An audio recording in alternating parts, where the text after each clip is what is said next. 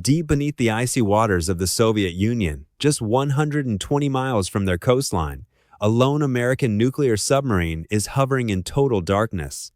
On board, Navy saturation divers are about to do something no one has ever attempted. They're not launching missiles, they're not planting bombs. They're about to wrap a 20-foot-long electronic stethoscope around a Soviet underwater telephone cable and listen to the Kremlin's deepest secrets in real time. This is Operation Ivy Bells, the most audacious underwater espionage mission in history.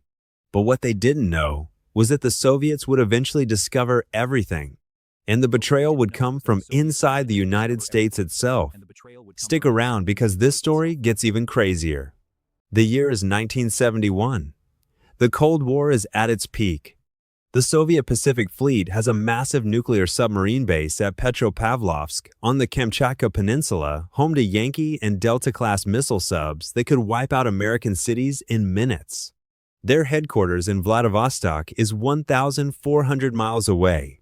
How do they talk securely? A thick underwater communications cable laid across the bottom of the Sea of Okhotsk, deep inside Soviet territorial waters. The Kremlin thought it was untouchable. Enter Captain James Bradley, a brilliant officer in the Office of Naval Intelligence. One day, Bradley has a wild daydream. He remembers seeing cable-crossing "Do Not Anchor" signs along the Mississippi River as a kid. He bets the Soviets did the exact same thing on their coastline. So the plan is born. Send a submarine hugging the Siberian shore, spot the warning signs, follow the cable out to sea, and tap it. Simple on paper, insanely dangerous in reality. But the potential payoff? Unencrypted Soviet military chatter about sub movements, missile tests, and nuclear plans. The Pentagon gives the green light. They codename it Operation Ivy Bells. The only question left? Which submarine could possibly pull this off without getting blown out of the water? They choose the USS Halibut, a one-of-a-kind nuclear submarine already modified with a secret diver lockout chamber hidden in its belly. They even fake it as a deep submergence rescue vehicle for cover. The crew calls the chamber the Bat Cave. Divers will use experimental helium-oxygen saturation, diving gear, cutting-edge stuff that lets them stay at 400 feet in freezing water for hours without getting the bends. Cover story? They're supposedly recovering debris from a lost Soviet SSN-12 supersonic anti-ship missile. Ironically, they actually succeed at that too and reverse engineer Soviet missile tech. In October 1971, Halibut slips out of port for what the world thinks is a routine mission. But inside Soviet waters, the real operation begins. The sub creeps along the coast, scanning for those "Do Not Anchor" signs. Days pass in silence. Tension is unbearable. One wrong ping on Soviet sonar, and it's game over. Then, they spot it. A lonely warning post on the beach.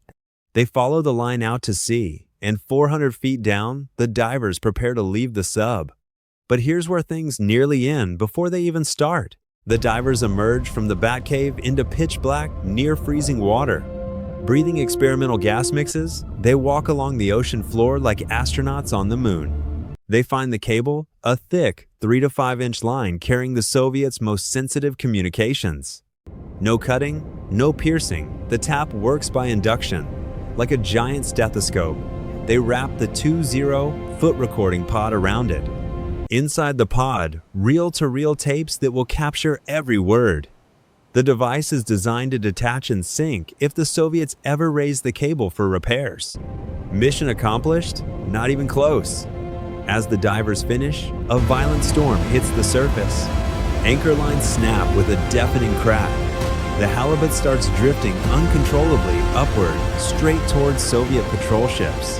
If they surface now, it's an international incident, or worse. Captain John McNish makes a split-second decision. Flood the ballast tanks, and slam the sub back to the bottom. The divers are still outside. Will they make it back inside before the sub is spotted, or before they run out of air? Pause for dramatic music sting. They scramble back in just in time. The Halibut limps home with the first tapes. And what those tapes reveal changes everything. Back in Washington, NSA analysts can't believe their ears. The Soviets were so confident in their secure cable, most conversations were completely unencrypted. They heard submarine patrol routes, missile test results, even commanders chatting with mistresses. This wasn't just gossip, it gave the US a crystal clear picture of Soviet nuclear capabilities and intentions. The intel flowed for nearly a decade. Halibut, and later the even stealthier USS Parche, returned every few months to swap tapes and upgrade the pods. Many historians believe this single operation helped the US negotiate stronger arms control deals like SALT II. It was the ultimate intelligence coup, until one man destroyed it all. In 1980, a disgruntled NSA analyst named Ronald Pelton, deep in debt, walks into the Soviet embassy in Washington.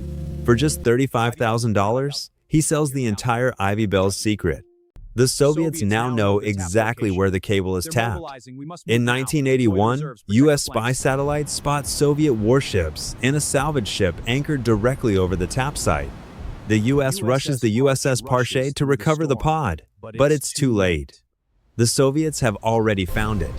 The tap is gone. The operation is blown. Pelton is finally arrested in 1985 after a KGB defector fingers him. He gets life in prison. The original Ivy Bell's pod? It's now on display in the KGB Museum in Moscow. Operation Ivy Bells proved that audacious risk can deliver game-changing intelligence. It advanced saturation diving, underwater tech, and submarine espionage in ways we still benefit from today. But it also showed how one traitor can unravel years of perfect secrecy. The men who risked everything in the Batcave and the icy depths of the Sea of Okhotsk never got public medals. Their mission stayed classified for decades. They helped tip the scales of the Cold War without firing a single shot. So what do you think was Operation Ivy Bells worth the insane risk? Could the US pull off something like this again today? Drop your thoughts in the comments. If you love secret operations like Operation Gold and Operation Eagle Claw, smash that like button, subscribe, and hit the bell. We're covering more of these soon.